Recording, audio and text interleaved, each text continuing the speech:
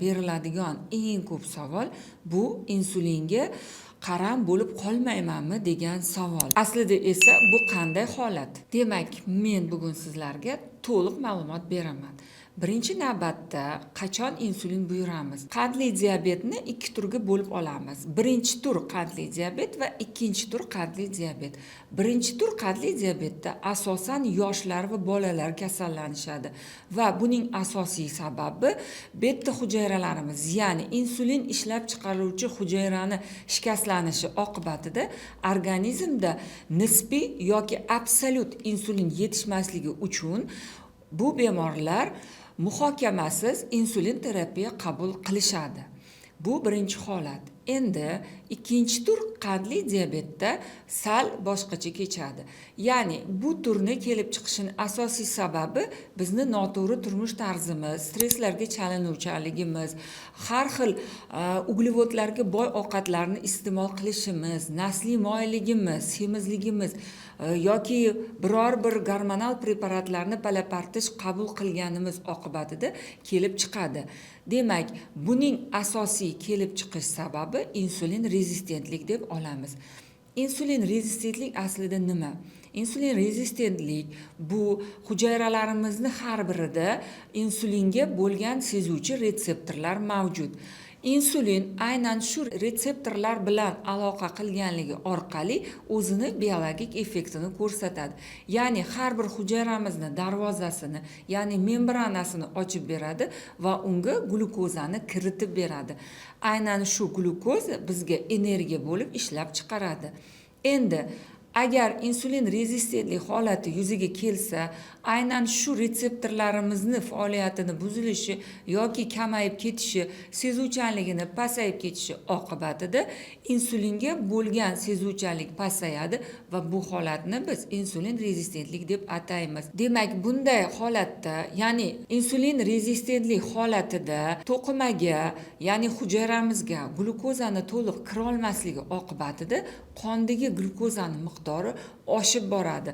Buni oshib borishi natijasida qondagi qand miqdori oshadi va oqibatda qandli diabet kasalligi shakllanadi. Endi bizning asosiy vazifamiz aynan shu retseptor bilan insulinni bir-biriga bog'lanish aloqasini tiklab berish. Buning uchun biz boshlang'ich davrda bemorlarimizga jismoniy yuklama va parhez buyuramiz.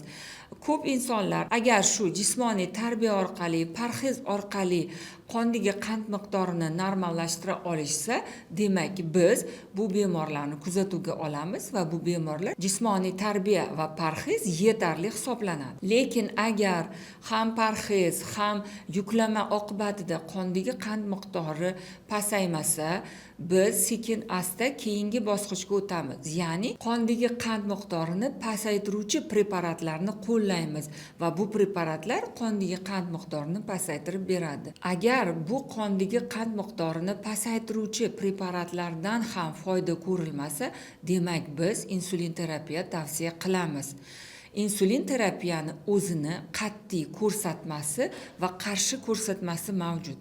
Ko'rsatmasi: qachon biz insulin terapiya buyuramiz? Insulin terapiyani ko'rsatmasi bu birinchi navbatda bemorlarni ozib ketishi, siydikda keton tanachalarini paydo bo'lishi yoki bo'lmasam har xil gangrenalar, yiringli yallig'lanish kasalliklarini paydo bo'lishi, yurak qon tomir kasalliklarining og'ir oqibatlari, masalan, insult, infarkt holatlari va shunga o'xshash har xil jiddiy oqibatlar yuzaga kelganda biz bemorni holatini yengillashtirish va umumiy tana a'zolarini saqlash uchun aynan insulin terapiya buyuramiz. Ba'zi holatlarda shu insulin terapiya buyurilgan paytida bemorlarimiz bizga qarshilik ko'rsatishadi. Ya'ni men insulin terapiyaga muhtoj emasman, yo bo'lmasa men unga o'rganib qolishni xohlamayman yoki bu eng oxirgi bosqich deb hisoblanadi. Aslida bu juda ham noto'g'ri fikr. Chunki insulin terapiya bu oxirgi bosqich emas. Agar sizni hayotingizni saqlab qolish zarur bo'lsa, demak insulin terapiya juda muhim va kerakli muolaja hisoblanadi. Demak, bizni organizmimizda mana yuqorida aytib o'tilgan sabablar oqibatida ko'p insonlarni organizmida insulin yetishmovchiligi holati kelib chiqadi. Ya'ni undan avval aytib o'tganimizdek, birinchi tip qandli diabetda absolyut va nisbiy insulin yetishmovchiligi kuzatilgan bo'lsa, xuddi shu holat ba'zi ikkinchi tur qandli diabetlarda ham kuzatilishi mumkin. Shuning uchun sizni organizmingiz siz uchun yetarli insulin ishlab chiqarilmaganligi uchun biz tashqaridan insulin terapiya buyuramiz va sizga xuddi shu tarzda yordam beramiz. Xullas, qisqa qilib aytganda, sizni organizmingizda insulin defitsit aniqlanganda, ya'ni sizga yetarli insulin ishlab chiqarilmayotganligi uchun biz tashqaridan yordam sifatida boshqa xuddi shu insulinni inyeksiyalar orqali kiritishni buyuramiz. Bu esa siz o'ylayotgan o'rganib qolish yoki unga qaram bo'lish oxirgi bosqich degan fikrni mutlaqo noto'g'riligini belgilaydi. Aslida ikkinchi tip qandli diabet nima uchun insulinga muhtoj bo'lib qolishadi? Ba'zi insonlarimiz sog'liqlariga juda befarq bo'lishadi. Aynan shu holat qandli diabet ikkinchi tur insonlar orasida juda ko'p uchraydigan holat hisoblanadi. Chunki aynan o'zim bemorlarni maslahatiga chaqirishganda ko'p holatlarda bemorlar bilan suhbat chog'ida aniq bo'ladiki, bu insonlar qondagi qand miqdorini umuman nazorat qilishmagan yoki hattoki ba'zi insonlarimiz ichayotgan qand tushiruvchi preparatlar nomini ham bilishmaydi. Uni dozasini ham bilishmaydi. Ko'pincha erkaklarimiz ayolim shu dorini beradi, men shuni ichaman deydi. Yoki ayollarimiz, bolalarim shu dorini beradi, men shuni ichaman. Lekin qondagi qand miqdori shu dori yetarli bo'ldimi? Qand miqdorini pasaytirdimi? Uni effekti sizga yetarli bo'lyaptimi degan savolga javob yo'q. Mana shunday nazoratsiz holatlar oqibatida organizmda surunkali ravishda qondagi glukoza miqdorini yuqori bo'lib yurishi bu yillar davomida bu insonlarni organizmini aynan shakardan zaharlanish holati kelib chiqadi. Ya'ni bunda boya aytib o'tganimdek, insulin ishlab chiqariluvchi hujayramizni shakardan zaharlanib qolishi va uni ishlab chiqariluvchi gormonini yetarli ishlab chiqara olmasligi va uni ishdan chiqishi oqibatida ko'p holatlarda ikkinchi tur qandli diabetimiz ham insulinga muhtoj holatni keltirib chiqaradi. Shuning uchun ham biz tinmay bemorlarimizga qondagi qand miqdorini doimiy ravishda nazorat qilishni buyuramiz. Endi bu bemorlarimizga tushuntirish ishlari olib borilgandan keyin ham o'zlarini nazorat qilishmayaptimi? Demak, borib organizmda insulin yetishmovchiligi kelib chiqishiga sabab bo'ladi va bu insonlar insulinga o'tishga majbur bo'lishadi.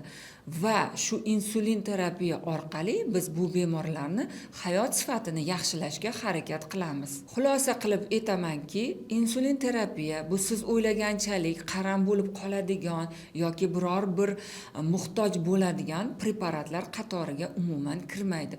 Bu preparat oqsil tabiatga ega bo'lgan, xuddi bizni insulinimizga o'xshagan insulin.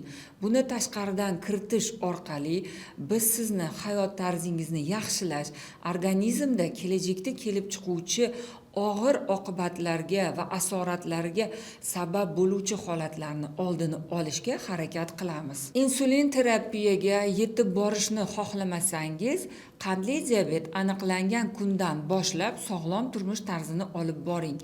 Ya'ni sport bilan shug'ullaning. To'g'ri parhez qiling va qand tushiruvchi preparatlarni o'z vaqtida qabul qiling va qondagi qand miqdorini nazorat qiling.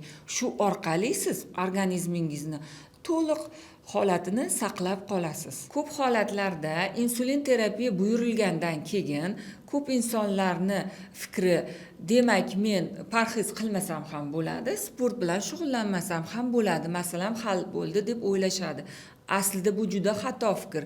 Insulin terapiya qabul qilgandan keyin ham Parhezga rioya qilish shart, sport bilan shug'ullanish juda muhim va agar shunda ham qondagi qand miqdoringiz normallashmayotgan bo'lsa, demak qabulimga kelganingizdan keyin siz bilan birgalikda insulin miqdorini korreksiya qilamiz va sizga tabiiy yo'llar orqali qondagi qand miqdorini pasaytirish va nazorat qilishini o'rgatamiz.